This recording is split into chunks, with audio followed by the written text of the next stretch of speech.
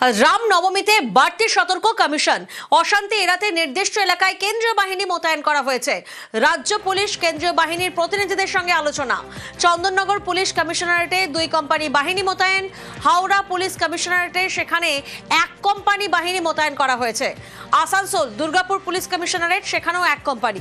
CRPF মালদায় সেখানে 1 company কেন্দ্রীয় বাহিনী মোতায়েনের সিদ্ধান্ত নির্বাচন কমিশনের। রামনবমীতে 3 দিন নির্দিষ্ট এলাকায় কেন্দ্রীয় বাহিনী মোতায়েন থাকবে এমনটাই নির্দেশ নির্বাচন কমিশনের।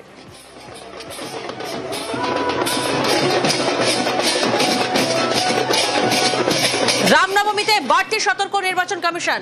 অশান্তি এড়াতে নির্দিষ্ট এলাকায় কেন্দ্রীয় বাহিনী মোতায়েন করা হয়েছে। রাজ্য পুলিশ এবং কেন্দ্রীয় বাহিনীর প্রতিনিধিদের সঙ্গে আলোচনা হয়। চন্দননগর পুলিশ কমিশনারেট সেখানে 2 কোম্পানি বাহিনী মোতায়েন। হাওড়া পুলিশ কমিশনারেট সেখানে 1 কোম্পানি বাহিনী মোতায়েন এবং আসানসোল দুর্গাপুর পুলিশ কমিশনারেটে 1 কোম্পানি সিআরপিএফ।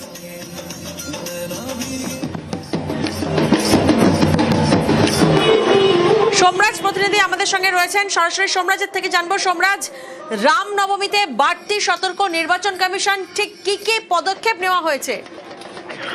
দেখো, বেশ কিছু স্পর্শকাতর এলাকা যেখানে রামনবমীকে কেন্দ্র করে অশান্তি তৈরি হতে পারে তেমনটা আশঙ্কা নির্বাচন কমিশনের রয়েছে এবং সেই কারণেই নির্বাচন কমিশনের তরফে এই সিদ্ধান্ত নেওয়া হয়েছে বলে কমিশন সূত্রে খবর। যেখানে চন্দননগর পুলিশ কমিশনারেটের অধীনে 2 কোম্পানি সিআরপিএফ মোতায়েন করা হচ্ছে। পাশাপাশি হাওড়া পুলিশ কমিশনারেটের অধীনে 1 কোম্পানি সিআরপিএফ মোতায়েন করা হচ্ছে। আসানসোল দুর্গাপুর পুলিশ কমিশনারেটের অধীনেও 1 কোম্পানি সিআরপিএফ মোতায়েন করা হচ্ছে।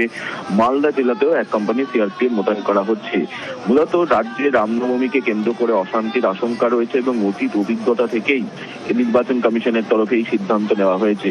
রাজ্য পুলিশ কেন্দ্রীয় বাহিনী এবং নির্বাচন কমিশনের সঙ্গে একটা বৈঠক হয় এবং সেই বৈঠকের পরেই এই অতিরিক্ত কেন্দ্রীয় বাহিনী মোতায়েনের সিদ্ধান্ত নিল নির্বাচন কমিশন।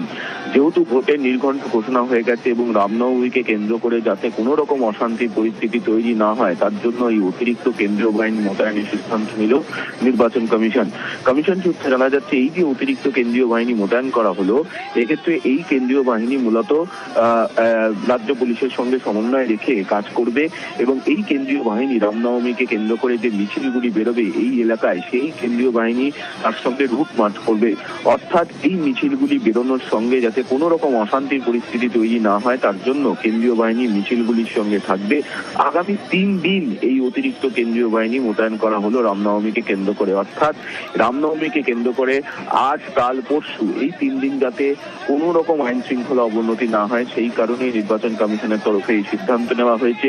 ইতিমধ্যেই আইজি সিআরপিএফ এর তরফে এই নির্দেশিকা জারি করা হয়েছে, যেখানে বলা হয়েছে যে চন্দননগর পুলিশ কমিশনারেটের বেশ কিছু এলাকা স্পর্শকাতর এলাকা যেখানে রামনবমীকে কেন্দ্র করে অশান্তির আশঙ্কা তৈরি হতে পারে, তাই চন্দননগর পুলিশ কমিশনারেটের অধীনে 2 কোম্পানি সিআরপিএফ মোতায়েন করা হলো এবং আজ থেকেই এই সিআরপিএফ কাজ করবে। বিশেষত যে রামনবমীর মিছিলগুলি বেরোবে সেই মিছিলগুলির সঙ্গে কেন্দ্রীয় বাহিনী থাকবে, তেমনটাই কমিশন সূত্রে খবর। বেশ।